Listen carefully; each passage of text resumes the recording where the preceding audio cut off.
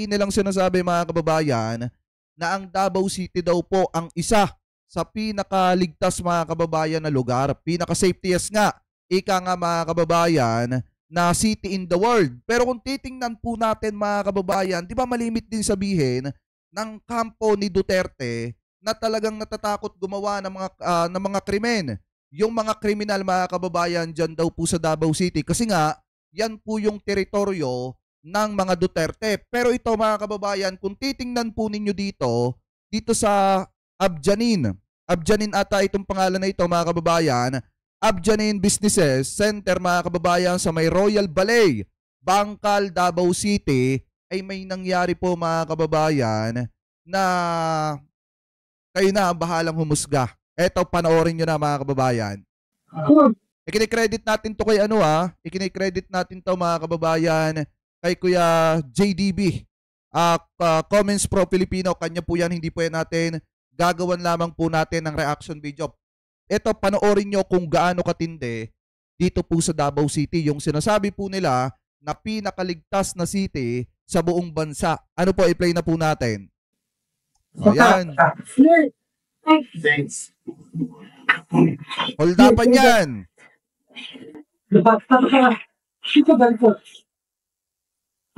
Holdapan yan mga kababayan, no?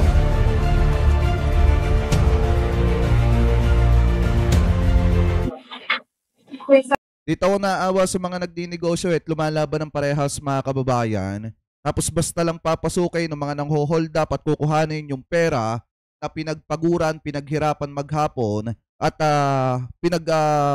pinagpagaran mga kababayan. Ano po, na kung saan basta lang kukuhanin ng mga taong walang puso. Ay akala ko ba napaka-safe mga kababayan ng Davao City at natatakot gumawa yung mga kriminal ng kalokohan dyan. Pero bakit dito lantarang huldapan mga kababayan, no? Yan ba yung sinasabi nila na pinakaligtas na lugar? Ipagpatuloy pa natin.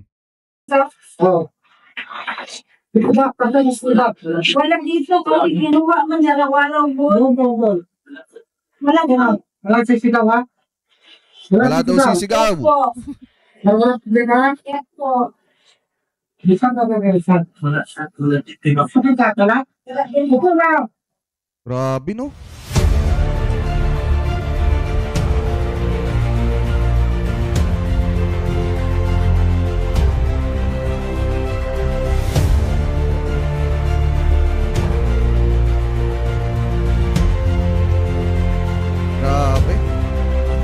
Safetiest city in the world, Davao City. Mga kababayan, itong location ha, Royal Balay, Bangkal, Davao City.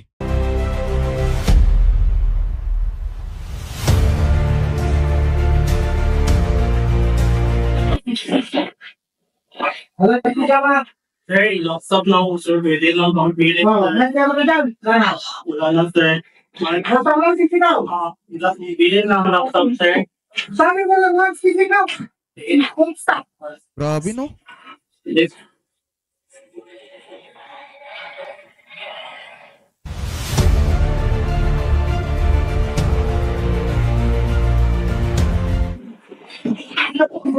Wala sisigaw, ha? Wala sisigaw. Kapag lang stop. Nagkita ito. Ito ba? Ito. Ipinosas pa. Ipinosas pa yung kamay nung ninakawan. Yes. Ito. Pambihira.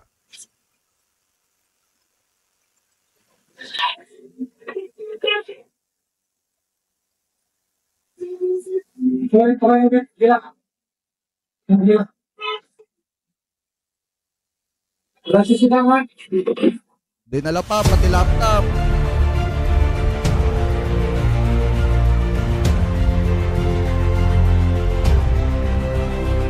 Bilhin lang lock-up, sir.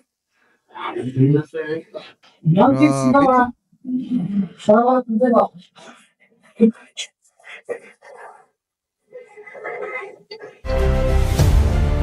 O yan mga kababayan, yung sinasabi nila na pinakaligtas na lugar sa buong mundo.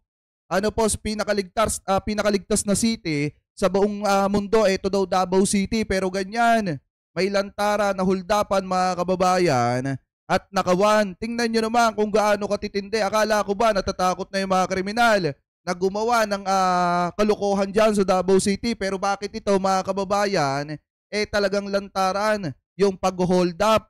Diba teritoryo ng mga Duterte yan, bakit nalalakas pa rin ng loob ng mga kriminal na gumawa ng kalokohan dyan? Ako nagtatanong lamang naman po mga kababayan, hindi po natin sinasabi na pugad ng mga kriminal yung Davao City. Ang sa atin lang, lagi nilang ipinagkakalandakan at lagi po nilang sinasabi na ito daw pong Davao City, ano daw mga kababayan, isa sa pinakaligtas na lugar sa buong mundo, mga kababayan. Pero bakit may ganyan?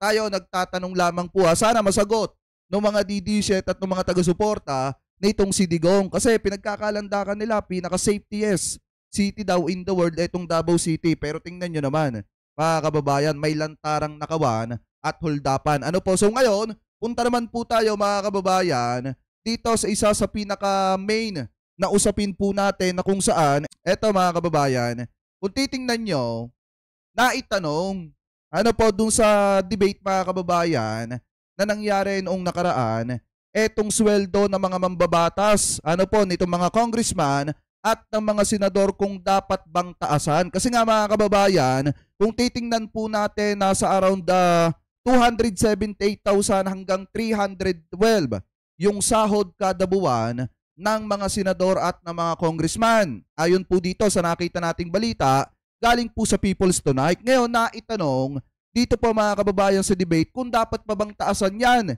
Ang pumabor mga kababayan at gustong taasan yung sahod ng mga senador at ng mga congressman, walang iba kung hindi itong si Jemmy Bondoc at ito pong si Senator Ronald Bato de la Rosa. So ngayon, basahin po natin ito nakita nating article. Galing po dito mga kababayan sa People's Tonight. Ito po yung source po natin. Ayan, so sabi po dito, ito daw.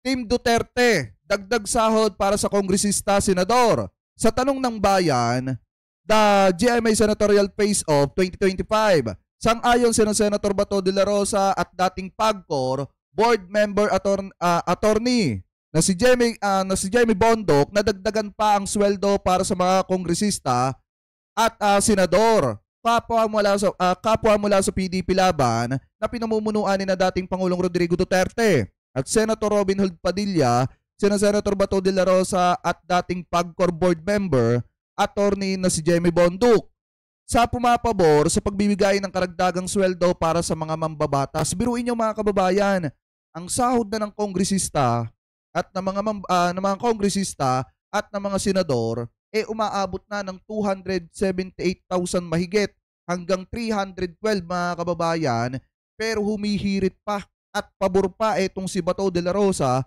at itong si Jemmy Bondoc na taasan pa yung sahod ng mga kongresista at ng mga senador. Samantala mga kababayan, yung mga kababayang Pilipino po natin na minimum na matagal nang nananawagan na taasan yung kanilang sahod, hanggang ngayon mga kababayan wala pang nagbabago. At yung 200 nga mga kababayan na panukala na taasan, yung 200 na hinihiling na mga kababayan natin na mga Pilipino na madagdag sa kanilang sahod, hanggang ngayon wala pa at hindi pa naisa sa katuparan. So ngayon kung titingnan po natin mga kababayan, hindi pa nga nauupong senador etong si Jemmy Bondoc mga kababayan, at etong si Senator Bato de la Rosa, wala kang kasiguraduhan kung mananalo pa, pero humihirit na agad at pumapabor na agad mga kababayan na taasan naman yung sahod nitong mga senador at mga kongresista. So ngayon mga kababayan, doon naman sa mga hindi pumapabor, kung titingnan nyo mga kababayan, etong sina Arellano, Castro, Ramos, Quirubin,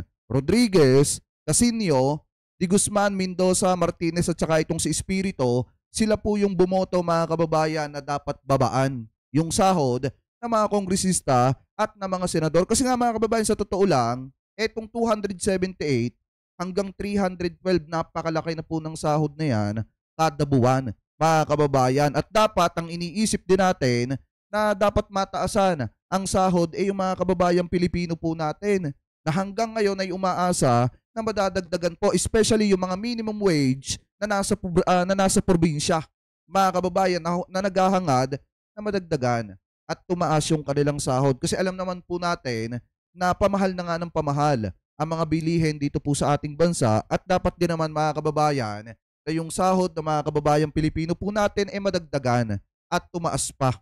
Ano po kasi mga kababayan, yung minimum wage dito sa probinsya talagang hindi talaga sasapat sa pamumuhay ng isang pamilya, lalo na kung yung mga kababayang Pilipino natin ay may pinag-aaral at may binubuhay. Kaya nga napakalaki ng bagay kung maisa sa katuparan yung 200 pesos na posibleng maging dagdag sa sahod ng mga kababayan po natin. Ano po? So ngayon, mga kababayan, kung titingnan nyo, si Bato de la Rosa at etong si Jamie Bondoc, pumapabor po na taasan yung sahod ng mga senador at mga mambabatas. Kayo, ano po ang komento ninyo mga kababayan hinggil po dyan sa balitang yan na kung saan etong si Jamie Bondoc at etong si De La Rosa, hindi pa nga nananalo ulit si De La Rosa, 50-50 pa nga ang kandidatura, pero pumapabor na agad at humihirit na dagdagan yung sahod ng mga senador at mga mambabatas. Ganon din etong si Jamie Bondoc mga kababayan.